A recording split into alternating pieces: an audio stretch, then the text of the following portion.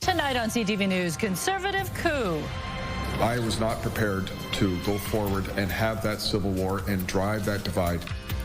John Rustad resigns as leader a day after he said he was staying. What's next for the fractured opposition on an emotional roller coaster? We don't want this to happen to another family. The police watchdog releases its findings in the fatal shooting of a Surrey teen with autism. CTV has the exclusive interview with Chase's parents. And countdown to the FIFA World Cup draw, a star-studded event to reveal who Canada will be up against in the first round.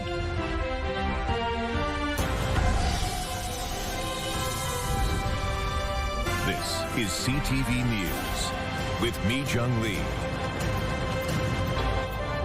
Good evening. Thanks for joining us. We begin with the dramatic departure of John Rustad as the leader of the BC Conservative Party. This morning, he resigned, giving in to the party's push to oust him, a party he brought from the fringes to official opposition. Rob Buffum joins us from the legislature. It has been an emotional roller coaster for the Conservatives, Rob.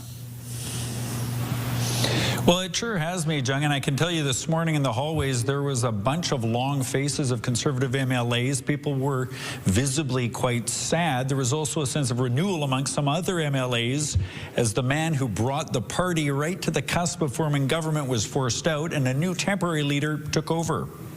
And that is not... Facing a mutiny in the ranks, John Rustad stepped down as leader Thursday morning, changing his mind from hours earlier when he defiantly said he'd stay on. I talked to many of my supporters. I talked to the core people that have been around me, talked to my wife. They all encouraged me to carry on with this fight.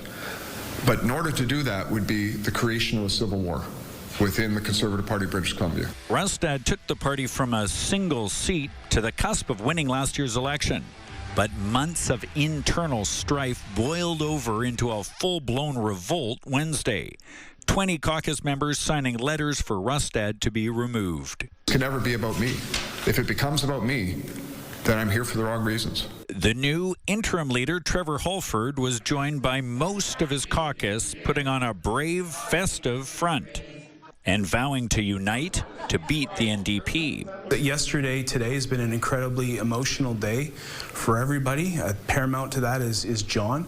And it was an emotional day for a lot of our colleagues as well. Under Rustad's reign, 5 MLAs left, including high-profile member Eleanor Sturco, kicked out this fall after voicing her dissent. Part of what we need to see in the next few weeks and months is, can you bring back some of the people that left? Sturco says she'd rejoin the party if asked and doesn't rule out a run for its permanent leadership. I'll put some thought into it. You know, I'll make a decision on whether or not that's something I'd be interested in the coming days, and I'll let the public know. Rustad says he will stay on as an MLA but won't run for re-election next time. There's nothing in life that people don't look back on and say, I wish I had have or I could have done something different. But I don't have any regrets. Holford says he will only be an interim leader and wants a robust leadership race with a new permanent leader. The timing for such a race unknown, and the official opposition enters the holidays with a new leader after a turbulent 2 days. As for exactly when that leadership race will take place, they don't know. The rules for it have yet to be set out, so we won't know exactly that format, but there's already lots of speculation, as you can imagine, Mi Jung.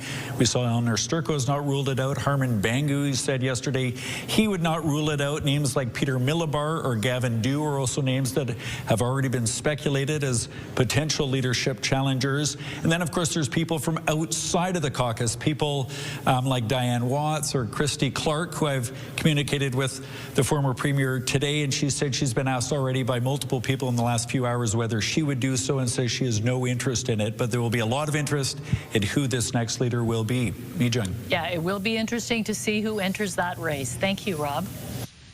Police say criminality was not a factor in the death of an 8-year-old girl who fell from a Vancouver high-rise last month. In an update today, the VPD says after an investigation from the Major Crimes Unit, they have determined this was a tragic accident. Gandam Tahari was visiting her father's 23rd floor condo in Yaletown on November 11th when she fell from the balcony and died. She was remembered at her funeral in Squamish as a kind soul who brought joy to everyone around her. The City of Vancouver is looking to terminate 10 volunteer-run committees that help inform city policy. The groups provide insight on issues ranging from tenant protections to gender-based violence. As CTV's Isabella Zavarisi reports, one city councillor believes the cuts are driven by next year's property tax freeze.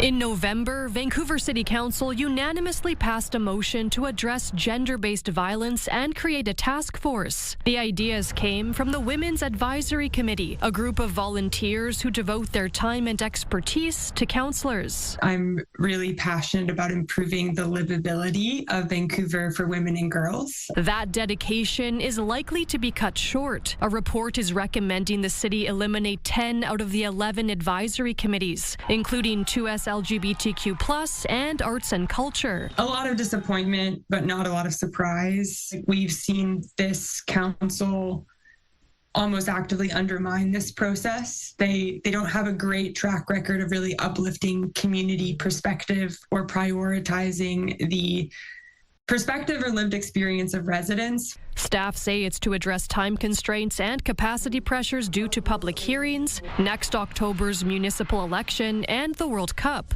Green City Councillor Pete Fry says it's just another casualty of next year's property tax freeze. When we dig a little deeper into this report, it identifies it's about $160,000 in clerks to support the 10 advisory committees that are going to be terminated.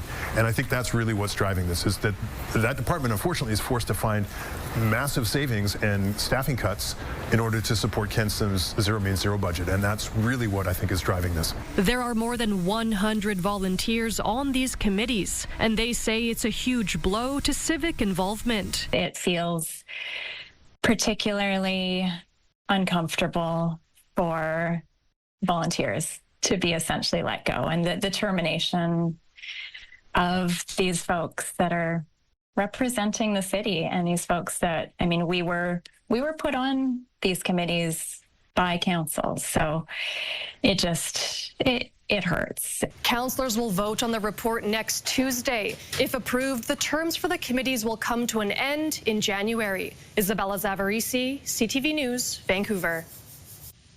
BC's police watchdog has released its findings into the fatal shooting of a Surrey teen with autism. The family of Chase de Ballenhard has been waiting nearly 10 months for answers in their son's death. The IIO has ruled that the officers who opened fire were legally justified. CTV's Reagan Hasegawa has the exclusive interview with Chase's parents and a warning the story may be disturbing for some viewers. It's been 298 days of torture. For nearly 10 months, Crystal and Rick de Ballenhard have waited to learn how their 15-year-old son died during a confrontation with RCMP. The Independent Investigations Office has now cleared officers of wrongdoing, but confirms none had autism-specific training. And there are major gaps in how police are trained to deal with neurodivergent individuals. They did not recognize Chase was in sensory overload. Chase, who functioned developmentally like a 10-year-old, left home with a pellet gun without his parents' knowledge. The IIO says he called 911, reporting he had a gun, was suicidal, and that he was autistic. Witnesses described him as blank and confused, but none of them said he threatened them directly. Police believe the weapon was real and say he pointed it at them before they fired.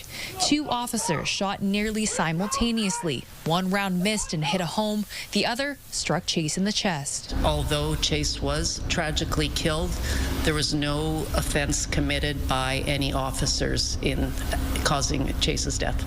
The IIO says officers had no autism recognition or communication training and notes sensory overload may have prevented Chase from processing commands. The report says both officers fired at the same time after assessing an imminent threat, but experts say another factor is possible. So I've also heard of situations where one officer fires and it triggers the officer for a second officer to fire as well, because you hear a bang and sometimes you don't even know it. Chase's death has already led to promised reforms. Following a CTV News investigation, the province revised its upcoming autism-specific training after initially failing to consult major autism organizations. A coroner's inquest, which could take years, is expected to examine inconsistencies, training gaps, and hear from the officer who fired the fatal shot, but did not speak to the IAO.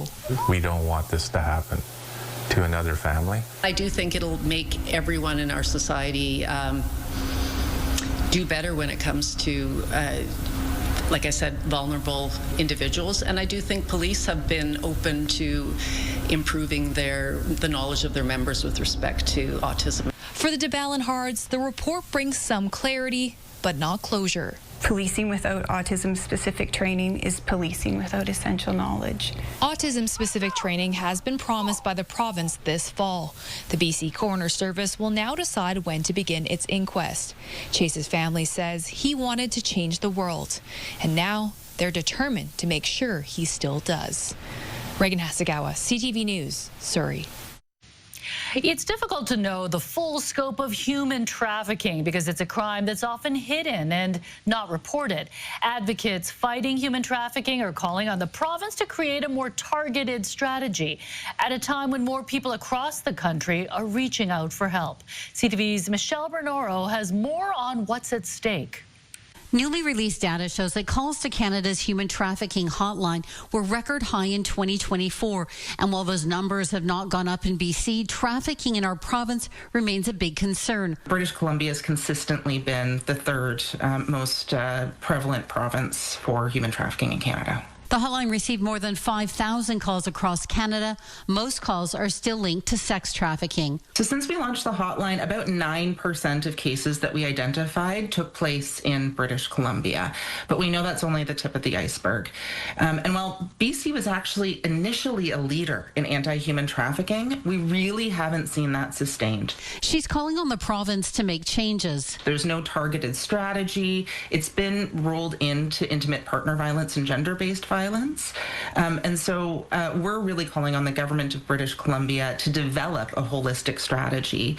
However, the province says it's already taken action. In July, RCMP and the province announced the formation of a 12-member specialized unit with a mandate to provide a coordinated provincial response to human trafficking. The investigative team has taken on 5 large project files, one of which is currently being assessed for charge approval by BC prosecutions.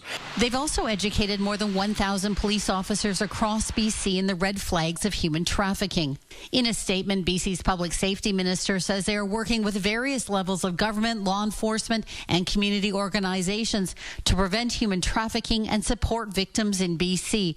This includes providing funding to community-based victim services organizations and supporting a number of prevention, intervention, and awareness initiatives. RCMP say they've seen dramatic increases in the number of human trafficking files, not because of more cases, but because of improved capturing of statistics and police awareness. Michelle Bernoro, CTV News, Vancouver.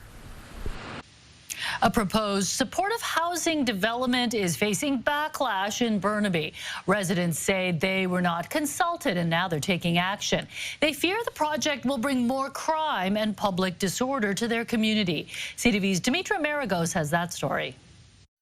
People living in this Burnaby community are pushing back against a proposed supportive housing development at this empty lot. Now, while they do believe that these types of programs are developed to help vulnerable communities, they believe that this development poses serious safety concerns for their neighborhood. Dozens gathered outside of BC Housing in Burnaby and listened to leaders of Burnaby Neighborhood Watch, We Vote Burnaby, and Keep Richmond Safe to oppose the 50-unit proposed project located at 5389 Imperial Street. BC Housing says it reached out to those within 150 meters of the site, but those gathered on Thursday say it wasn't enough. When I learned of this development and stand firmly against this proposed low-barrier housing project without proper consultation with local community members. Speakers went on to voice concerns over fears of increased crime and drug use. There is a track record of public disorder, open drug use, drug deals.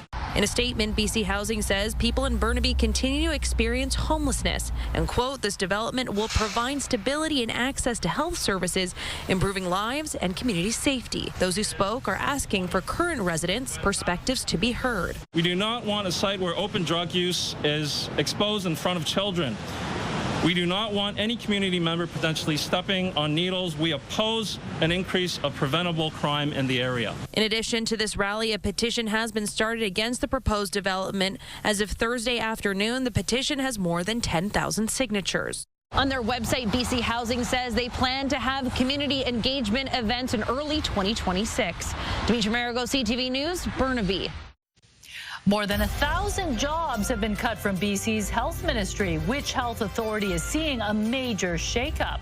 Also ahead, who will Canada play in the first round of FIFA World Cup? Countdown to the star-studded draw tomorrow morning. Even the Prime Minister will be there. When CTV News continues, stay with us. A heads up for drivers, the Patello Bridge will be closed southbound for another night as work continues on the replacement project. Overnight closures are in effect tonight between 9 p.m. and 2 a.m. Northbound travel will not be affected. The Ministry of Health has now confirmed more than 1,000 positions have been slashed in an effort to make BC's healthcare system more efficient. As CTV's Penny Daflos reports, one health authority in particular is being targeted by the ministry, and it's undergoing significant changes. The BC Cancer Agency, Children's Hospital, and the BC Centre for Disease Control are just some of the province-wide agencies overseen by an umbrella agency. Now, 9 months after a review began into the Provincial Health Services Authority, we know there are major changes underway. 1,100 administrative and management positions have been axed or left unfilled. The ministry estimates that's a $60 million a year in savings. While the authority review has been going on, the health authorities have already been making changes. They have interim expenditure management measures that are in place. They have already saved $260 million this fiscal year. CTV News has now obtained an internal memo from Dr. Penny Ballum, who the minister hired to reassess all health authorities, starting with PHSA. She wrote, PHSA's mandate will begin to shift to be refocused on specialty healthcare services as part of a smaller organization. All health authorities will begin sharing administrative services under a new organization when it comes to legal, supply chain, finance, human resources, IT and data, health system planning, and digital communications. Over the years, multiple sources have told CTV News that PHSA is the most admin-heavy, convoluted, and inefficient of all the health authorities, with power struggles and turf wars making the organization difficult to improve. We heard about the need to remove bottlenecks, the need to reduce redundancies, to provide more consistency and coordination and accountability. When the review began in March, the Premier gave Ballum a big job. We expect them to be lean. We expect them to be operating in a way that delivers and focuses resources on those frontline services. These changes appear to be a step in that direction. The final results and recommendations are expected early next year.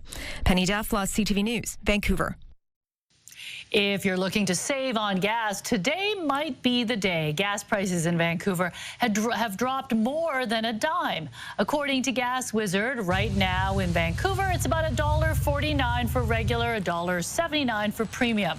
Both dropped around 10 cents Wednesday and another 4 cents yesterday. At the beginning of this month, prices were $1.63 for regular and $1.93 for premium. One expert says the price drop has to do with the BP pipeline in Washington.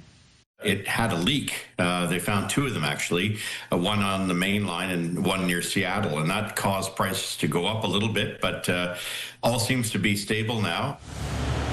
He says these are the lowest prices drivers can expect within a couple of cents. If you're looking to save a bit more, he recommends filling up after 6 p.m. when he says stations tend to shave the price a bit more. One of the most anticipated FIFA events kicks off tomorrow morning, the World Cup draw. This is when we'll find out who Canada will face, followed by which teams will play in Vancouver. It's become such a big deal that even the Prime Minister and the leaders of Mexico and the U.S. will be there. Sinjin Alexander has the details. Promising to be a glitzy affair, star-packed with leading entertainers, the John F. Kennedy Center for the Performing Arts is being spit-polished for the next milestone on the way to the World Cup. It starts getting tasty, it starts getting tantalizing, and you can start really feeling, oh, where we're going to fit out. Fit out because what's pulled from these bowls, assisted by Wayne Gretzky, Shaquille O'Neal, Tom Brady, will determine who faces who and Canada's World Cup path. Just a lot of energy that you'll feel getting from the people of Canada. They've already got Switzerland. Hey! Draw simulators aplenty have been trying to predict the outcome. We ran them over and over, always with different outcomes. Because there are so many rules, so many caveats, FIFA will be relying on computer software for help. It's a huge moment. We're all, as a fan, I sit there and watch these events all the time because I want to see where my country is going to be placed. Teams have been divided into 4 pots of 12, and as hosts, Canada, Mexico, and the U.S. have been lumped in with higher-ranking nations. Essentially, we're unlikely to face the best of the best in the first stage of competition, but we may still play excellent teams. Where you have the host country perform well, and I think there'll be a lot of energy and a lot of support in Canada, and I think the boys are really fired up for it, so I'm hoping that they can go out there and make a lot of noise. Once all the nations are placed in groups of 4s, we'll find out where they'll play. We already know Canada will play twice at BC Place. St. John Alexander, CTV News, Vancouver. As well as the official draw in Washington, we'll be covering a local watch party hosted by soccer legend Christine Sinclair. Live coverage of the draw gets underway on TSN at 9 a.m. Well, let's go down to Guildford Town Centre, where a toy mountain is growing by the hour, and our Ann Lou is there looking very festive. Ann, and you're lucky you get to be indoors today. Yes, that's right. It's a great day to come into Guildford Town Centre, get out of the rain, come in and help us build Toy Mountain. So this is day 1, and we started early this morning with Your Morning Vancouver. And look at all the toys behind us already. It is slowly growing, and we've got lots of people bringing in more stuff in as well for us. So we are building Toy Mountain again today and tomorrow. But first, let's take a look at our forecast, what we can expect as we head into tomorrow. So overnight tonight, it'll be a mild one, 6 degrees. It will be wet, so a great opportunity to come indoors. And then tomorrow we will start off with some rain, but at a late day we will see cloudy skies with some sunny breaks in there as well, with a high of 8. CTV weather brought to you by Expedia Cruises, customizing dream vacations with unbelievable value. Call or learn more at expediacruises.ca. And we couldn't build Toy Mountain without our friends and our sponsors. Joining me once again is Brent Sales from Applewood Auto Group. You're the president, you're the managing partner, you're here all the time. We couldn't do this without you. We're in what, year 8 now? Year 8, yeah. It's been a great 8 years. It's awesome. It's absolutely amazing. And you're bringing us a lot of toys, but something else as well. Tell us your donation. Yeah, we were able to raise $25,000. So we got some great partners here with us from the New West Navicord team, and also the All Right Insurance is here, and then our people have gathered a whole bunch of money. So and all our dealerships gathered a whole bunch of toys. So it's awesome to do it every year. That's absolutely amazing. So it's been 8 years, 5 of it you have been our title sponsor. Yeah. So why come back every year to help us with Toy Mountain? You know, you've heard it's all good at Applewood, right? Yes. Okay. So one of the reasons it's all good, because we want to give back to our communities we do business in, and this is really important to us because, you know, kids just need to be able to play and not worry about the stresses of the world, and there's a lot of stresses in the world. So come and, you know, play with some toys and just have fun. That's what kids need to be doing, and that's why we want to support it every year. Awesome. Well, thank you so much. We couldn't do this without you. So again, come on down to Guildford Town Centre and you know, bring in a toy. But if you can't come down, you can also donate online. Mijang? Yeah, I was seeing that Toy Mountain this morning on Your Morning, and it has grown considerably. So look forward to what it's going to look like in the hours and the day ahead tomorrow. Thanks, Ann. Some of Surrey's most vulnerable citizens enjoyed a hot, festive lunch thanks to One Shelter's holiday tradition.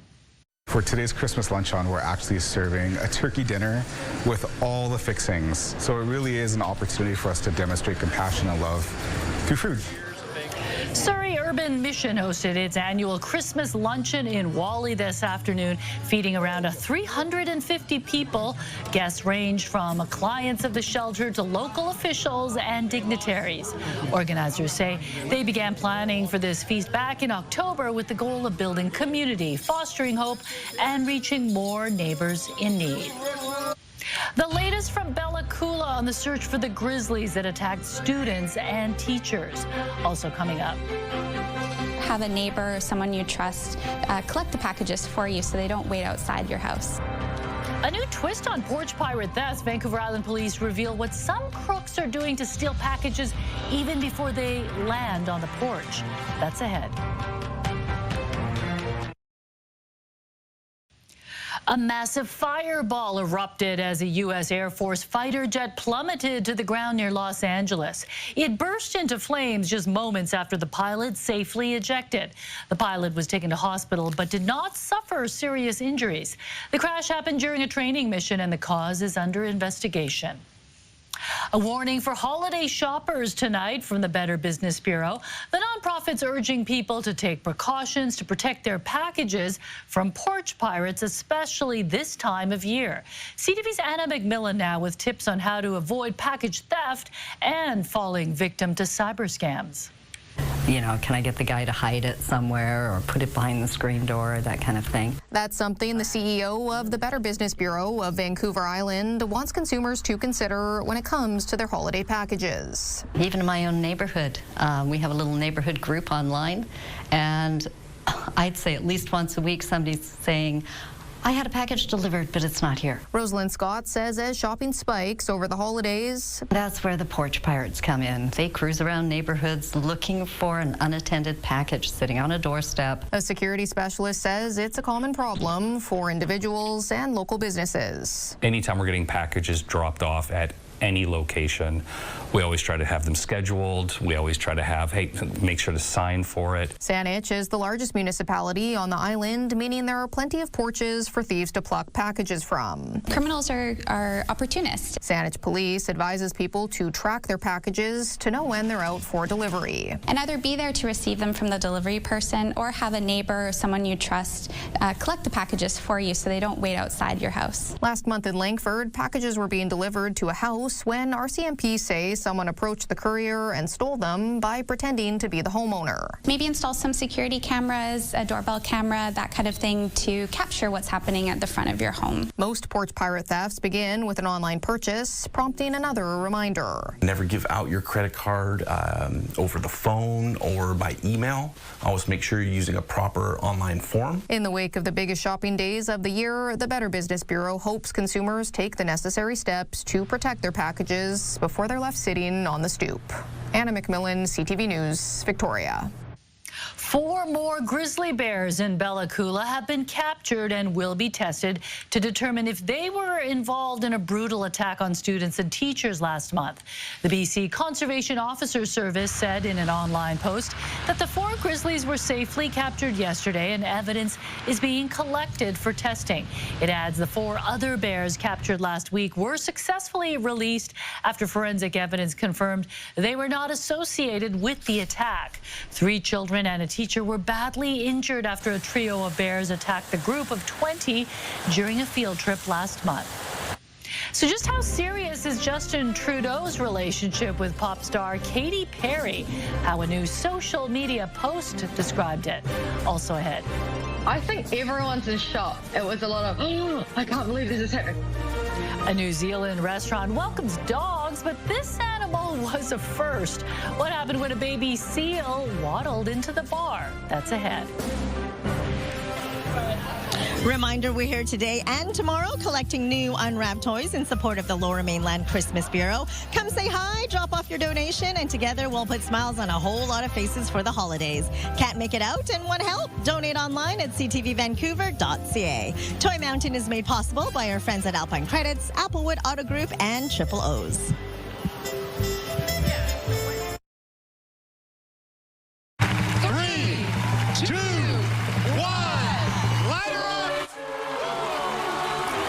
sign that it's Christmas time in the Big Apple. Last night saw the lighting of the Rockefeller Center Christmas tree. The 23-meter Norway spruce from upstate New York is glowing bright against the New York City skyline with 50,000 multicolored lights. The Rockefeller Christmas tree is a beloved holiday tradition dating back to 1933. Let's go to Guilford Town Centre, and New York has the Rockefeller Center tree. And around Metro Vancouver, we have traditions like Toy Mountain. So it's awesome to remember families who find this time of year quite a financial struggle. Yes, definitely, and we're here to help them. We're here to help put smiles on their faces. Look at the mountain behind me. Already it's grown to this amount, and we've only had one day of Toy Mountain and another one to come. So come on down, say hi to Guilford Town Centre. A great way to stay dry because, yes, it is wet out there, and it continue to do so as we head into tomorrow. So let's take a look at our forecast right now, starting off with our satellite radar imagery. That front that's bringing in the rain right now, moving its way towards the east, and another system just offshore pushing its way in for us on the south coast as well, bringing in, yes, more wet weather. So here's a look at our storm tracker as we head through the overnight. It'll be wet into tomorrow morning for your early morning commute. You'll definitely need your umbrellas, but guess what? The rain doesn't last very long. We will see some dry breaks later in the day, slowly drying up. We'll get breaks of blue sky as well, and then as we head into tomorrow night, it will be cloudy skies starting ending the day before we head into the weekend. So for the North Island, it is going to be soggy tomorrow. Port Hardy, Campbell River, and Comox, you'll see temperatures between 7 and 8 with periods of rain. That's what you can expect for the South Island from Tofino right down to Victoria. But look at those temperatures, very warm. We'll see temperatures between 9 and 12 degrees tomorrow. For the Sunshine Coast, it'll be a soggy one. Highs to 7 degrees. Same story up the Sea to Sky Highway, but cooler, 5 degrees for Squamish. Whistler, you're looking at a rain-snow mix with a high of 3 degrees. And for us across the lower mainland, it'll be a wet start. Make sure you keep your umbrellas handy. But as we head into the late afternoon, we'll see temperatures just around the 8-degree mark with a few breaks, especially along the coast, but it'll stay cloudy further east towards the Fraser Valley. So here's a look at our 7-day forecast. Heading into the weekend, we'll start off with some showers, drying up through the afternoon with some sunny breaks. That's what we can expect for Sunday. Starting off wet, drying up as well. And then steady rain moves its way in on Monday, 10 degrees. It'll stay wet for Tuesday and Wednesday. Slowly but surely, we will see things dry off. Thursday, we'll see a cloudy sky. So CTV weather brought to you by Expedia Cruises for air, land, and sea vacations. We're here at Guilford Town Centre.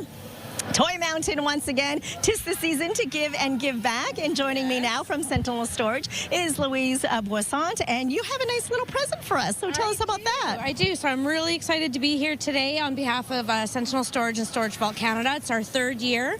So we're proud to present a donation check to the Lower Mainland Christmas Bureau of $5,000.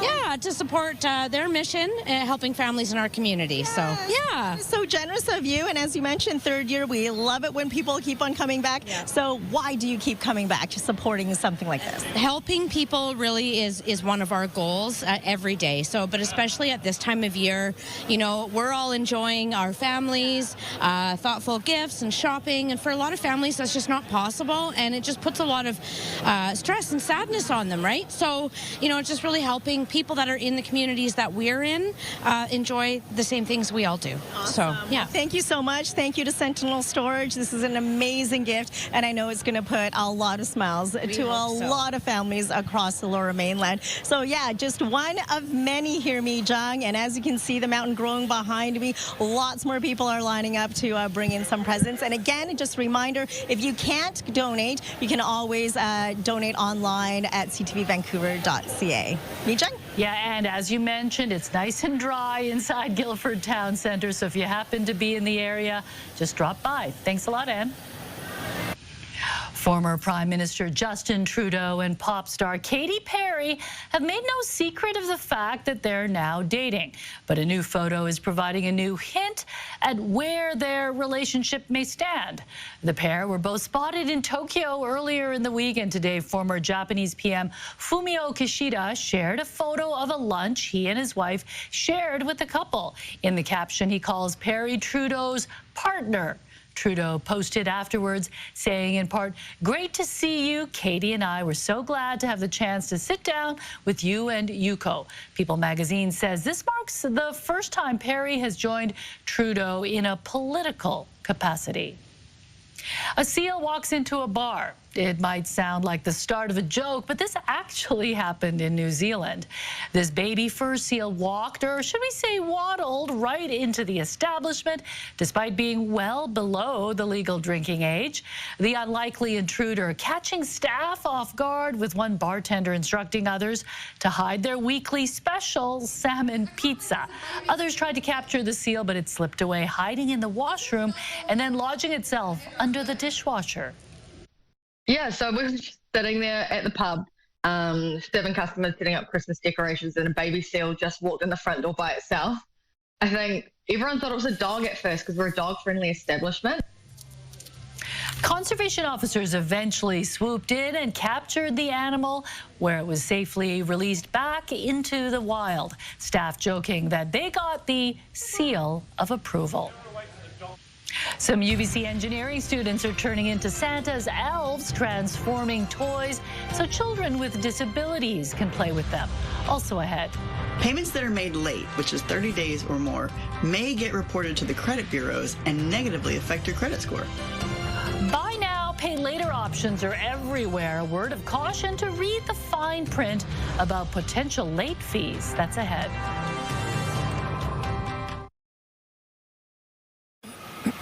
Let's go back out to Guildford Town Centre, where Ann Lou is watching Toy Mountain grow. Ann, I know you've covered many toy mountains. Would you say that usually it gets about 20 feet high, this pile of toys? Oh, yes, it goes pretty much all the way up this tower, and it is day one, and I think a lot of people have, really brought in so many toys already, and it will continue to see that. And we wouldn't be here without our sponsors. So joining me now is Bryce Whipp from Alpine Credits. And Bryce, you guys have been with us pretty much from the get-go, like over a decade? I believe it's been 12 years, so since the start. That is absolutely amazing, and you keep on, bringing bigger gifts towards us. So tell us about your donation today. Yeah, I mean, I think that for us, it's about giving back to the community that we're in, and that's why we continue to come to these great local charities that are looking to give back to our communities here in the Lower Mainland. All right, and we'll talk about going big or go home. Check out this massive check. So tell us about this one. Yeah, this one is just, again, it's all about supporting local communities, people that are struggling through some difficult financial times right now in Canada, and whatever we can do to try to give back and share the Christmas joy with everybody here in the Lower Mainland. Absolutely amazing, and I think a lot of people are going to be smiling because $5,000 is going to go a long way buying presents for families across the Lower Mainland. So thank you so much for your team, for your donation. So Mijang, we're going to add this to the pile. I don't know if we should add it to the pile. We'll just buy more presents to put on the pile. How's that?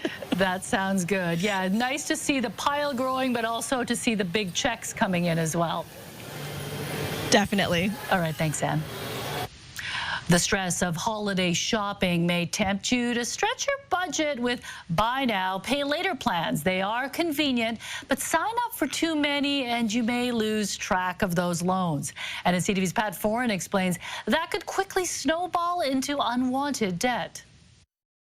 You may be tempted to buy now and pay later. For Pamela Reyes, it seemed like a good way to stretch your budget. A big portion of it was just convenience, being able to split the payments so I wouldn't have to take big hits to my bank account. But it's very easy to lose track of buy now, pay later loans, especially when taking out more than one at a time. The smaller ones kind of took me off because I forgot about them. If I'd been in paycheck to paycheck situation, that could have been kind of disastrous. Consumer Reports found buy now, pay later can lead to overspending and sometimes debt. With the cost of living, these little microloans might be tempting to turn to, especially if there might not be as much room in your budget. Buy now, pay later missed payments can trigger higher than expected fees or interest, and missed payments may even show up on your credit report. Some buy now, pay later lenders report missed or late payments to the credit bureaus, which could hurt your credit score, just like missing a credit card bill. That's why it's so important to stay on top of the loan payments. When using these services, choose loans carefully and check if you will be charged fees or interest. Avoid taking multiple loans out at once. And if you do, try to stick with the same company so you're not managing payments from different places. Set reminders for due dates. That can help avoid missed payments or overdraft fees. That's a dangerous trend that can really get people in a really difficult situation, and we're hoping to see a reduction in that and more awareness around these debt types. And keep in mind, when it comes to returns, it's much easier to sort them out with a credit card. With buy now, pay later, refunds can take longer to process, and you may need to keep making payments until it's resolved. As for Reyes, she's decided to be more careful before using the plans. If you could not afford to make the payment in one go, I would not even consider the buy now, pay later. Pat Foran, CTV News. An Okanagan winery is named one of the best in the world. Details just ahead tonight. Plus, dynamite display. Adam finds out how a man realized his childhood dream of spreading Jurassic joy. Coming up on the Sawatsky sign-off. Right now, here's a preview of your morning, Vancouver. Prime Minister Mark Carney is set to meet with Donald Trump Friday on Your Morning Vancouver. What this will mean for trade discussions. Also, what you should do if you don't have a family doctor. We speak with a researcher on the shortage. And making your home extra festive. Tips for DIY garlands with Fleur de Ville. We'll see you in the morning.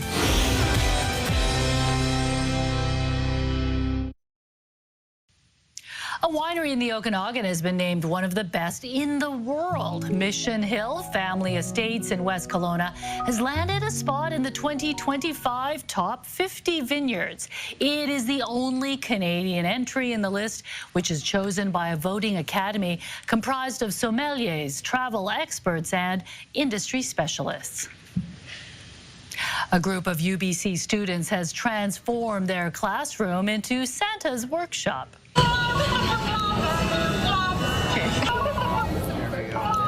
These biomedical engineering students are taking a break from designing next-generation medical devices to adapt toys for children with disabilities across the Lower Mainland. The students are partnering with the Makers Making Change program and retrofitting off-the-shelf toys to make them switch accessible so that kids with limited mobility can independently play. An actual physical switch that you could push with your cheek, you can push with your elbow, you can push with your leg, whatever part of your body has the most strength and control, you can use that to control the toy. I think it's really important that engineers and undergraduate students like myself can see ourselves making this huge impact towards community. We're not, doing it just as a profession, but we're doing it for a passion of helping others in need. The group says commercially adapted accessible toys can cost more than $300, and the students' modified toys are a fraction of the cost. The program will now team up with Santa to deliver these toys before Christmas morning. As 2025 comes to an end, it's not just the calendar changing, the color of the year is too. Pantone is saying goodbye to Mocha Mousse and hello to a new hue. Cloud Dancer is the pick for 2026. This shade of white is described as a whisper of tranquility and peace in a noisy world that inspires well-being and lightness. Pantone has been naming a color of the year since 1999, shaping trends in fashion, design, and culture. Finally, Adam finds out the story behind a Vancouver Christmas display that's designed to make commuters feel dynamite, one smile at a time. On tonight's Sawatsky sign-off. Long before Tommy the Triceratops found a home in this front yard here, Andy Vu was growing up as a dinosaur-loving boy in Vietnam. Very small. I like dinosaur, but in Vietnam, very poor. Very poor, but very positive. He could make a better life for himself in Canada. When I come to Canada, I work hard. He worked hard, Andy says, and smiled always. I never work like that. I always work with smile. And never spent any money, he says, on smoking or drinking. My money from smoking, from drinking, I kept that to go to my house. Well, Andy started using those funds to fill his backyard with little dinosaurs for his own pleasure. When he happened upon that used Triceratops on Facebook Marketplace, he decided to buy Tommy to inspire happiness in others. Waiting for the bus in the morning. It's for the people waiting for the bus in the morning, Andy says, and all the others driving by. All this dynamic decorating so they can start their day with a smile. Or, even better, when he powers up his prehistoric pet, inspired Jurassic joy. Oh, very happy, you know? And that's how a boy born into poverty grew up to be a man who filled his front yard with an abundance of priceless fun. They're happy, I'm happy too. If you want to be happy, Andy says, make others happy. Advice that will never go extinct. Adam Sawatsky, CTV News, Vancouver. And if you want to check out Andy's dinosaur display, it's at night and 51st. So have fun. And it's a good little treat for the number 222 bus riders. Thanks for joining us. We'll see you tomorrow.